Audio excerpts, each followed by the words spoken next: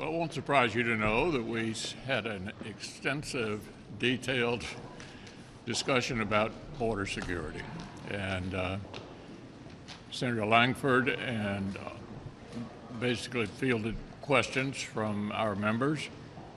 I think we're going to continue to try to get to an outcome here, but I don't have an announcement at the moment that we're there, but I think we're close. Senator Lankford has done an extraordinary job trying to represent the various points of view of Republicans, and we continue in our discussions with the Majority Leader.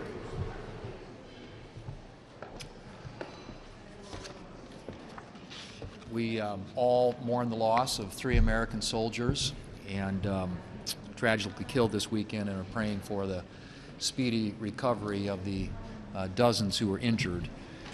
Our troops have been consistently under attack in the Middle East. The number of attacks is on the order of about 165.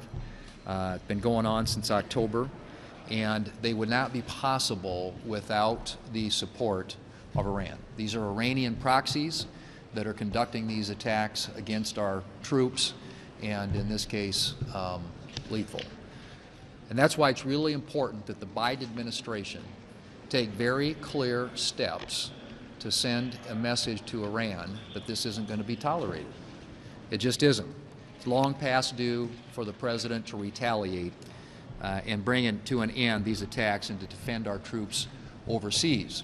And one thing he could do, obviously, is stop taking actions that weaken the United States' ability to project power on the global stage, and at the same time enabling our adversaries like Iran.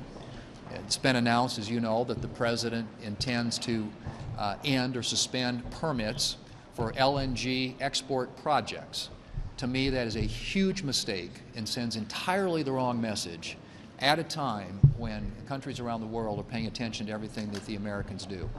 This is an energy issue. All it does is enable and strengthen the mullahs in Iran and in places like Russia. These are the types of steps that this administration, if they were serious about sending a clear message to Iran, would not be taking. And so I hope the administration will think better of it. We know that Russia and Iran are expanding their LNG export capabilities and are eager to have more European countries dependent upon them for energy. The United States could do something about that. It would send a strong message on the world stage. This sends a weak message to our adversaries as well as to our allies.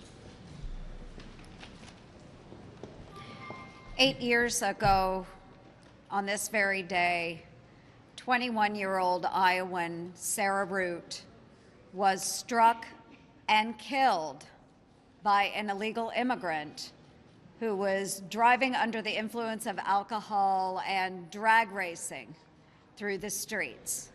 She was struck, she was killed, and yet the illegal immigrant that struck and killed her was released from the custody of law enforcement due to a gap in our laws.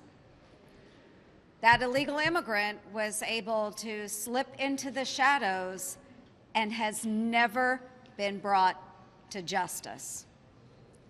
8 years later, and we still have not found the perpetrator.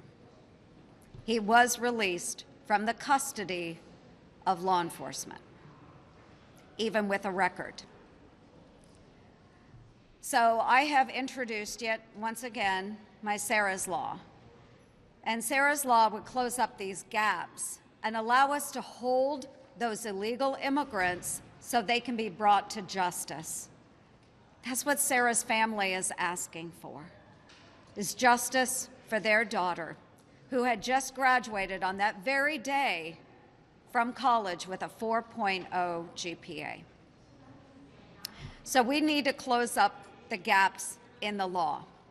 And you can see after December, the increase of illegals that are coming to our border, 302,000 in December, illegal crossings into the United States. Yet President Biden won't shut the border down.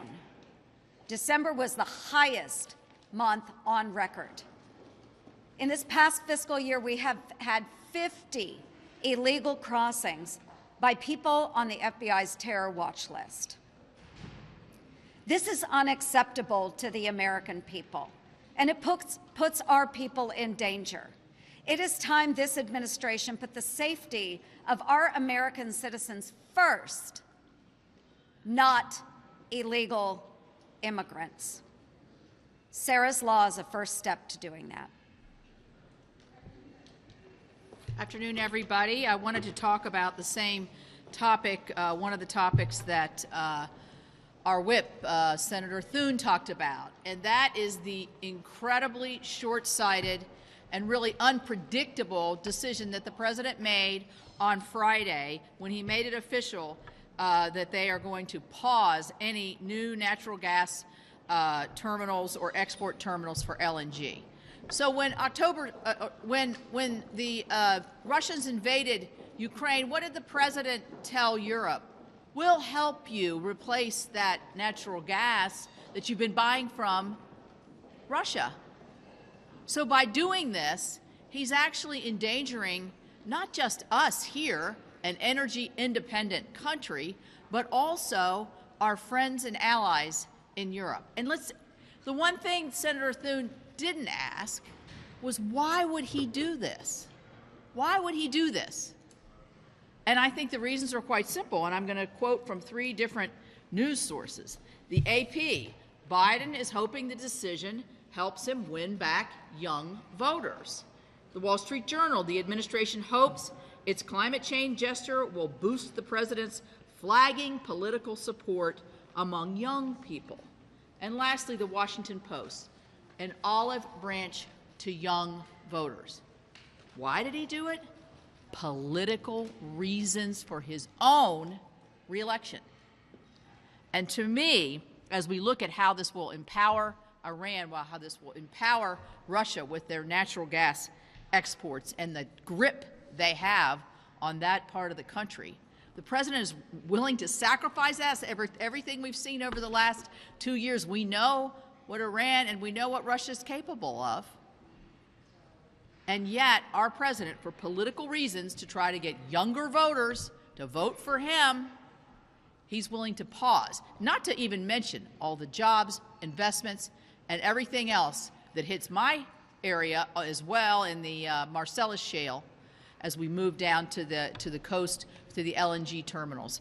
So it's extremely disappointed, short-sighted, very costly to the American people and really to our global friends all around the world.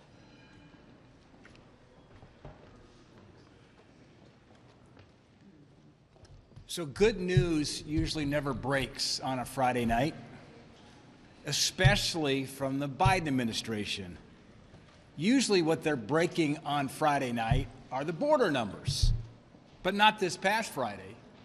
This past Friday, it was a statement from the president that says, and I quote, "He needs a bill that would give me, as president, a new emergency authority to shut down the border when it becomes overwhelmed. And if given that authority, I would use it the day I sign the bill into law." End quote. Mr. President, come on, man. On day 1 of your administration, hours after we were on the west side of the Capitol watching the new president being sworn in January of 21, one of the first things he did, of course, was he killed the Keystone Pipeline. But don't ever forget, within hours, he rescinded the national emergency declaration at the border. Rather than leave in place policies that kept our border under control. Remember, he also stopped the construction of the wall. Mr. President, you did the exact opposite. It's why we have folks streaming across the border at record levels who are on the terror watch list from countries designated as state sponsors of terror. And let's be very clear. President Biden could use his executive authority now to stop it, but he refuses. He could issue that executive order right now. It would address the Department of Homeland Security abuse of parole power, expediting renewal and restricting reentry. Yeah, let me add one thing. We've had a lot of discussion, obviously, about the border around here, but it's important to focus on the other rationale for the supplemental. We've got two friends in the middle of a huge fight, Israel, Ukraine. They need help. And hopefully we can work this border issue out in a way that's satisfactory. But there's bipartisan support here in the Senate for both Israel and Ukraine. And hopefully at some point we'll get them the help that they need. Leader McConnell, Yeah. that said, we thought we were going to have something on Ukraine, this international aid package back in the fall. You made it conditional for aid to Ukraine to have this border security piece here. Looking back at how long and how tedious these negotiations are, was that a mistake to marry these two things together? Well, it's certainly been a challenge to try to reach an agreement on the border. That's why we've been talking about this so long. I always thought it would be a challenge, and it has been. But it's time for us to move something, hopefully including a border agreement.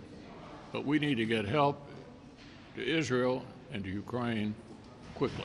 Leader McConnell. Alex? Would you support proceeding on a Ukraine border security deal if it didn't have support of at least a majority or half of your conference? I don't know how it's going to end up being presented, and we'll see what the final package looks like. Leader McConnell, Yeah, how do you think how do you think voters would look at Republicans if the GOP were to kill a bipartisan deal that you cut with the White House because of Donald Trump's opposition? Well, I think I'm going to continue not to comment on the presidential campaign. Obviously, this is an incredibly challenging political discussion we've been having. I still favor trying to make law when you can. And I do think that what Senator Lankford and his team are going to produce is an improvement over current law. You're asking me a question I can't answer right now, which is what is the fate of it. Leader McConnell, on the tax deal, do you support that? If it came over here?